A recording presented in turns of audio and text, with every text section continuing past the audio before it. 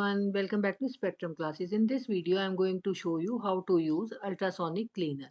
So here we are having a basket. First, you fix this basket inside this ultrasonic cleaner. Fill it without water. Please do not use this, right?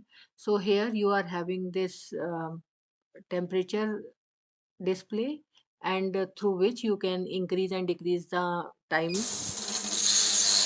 Once you on, you will have this kind of sound and here I am having a part which is I just want to clean. Inside this we are having very high dirt scaling in fact.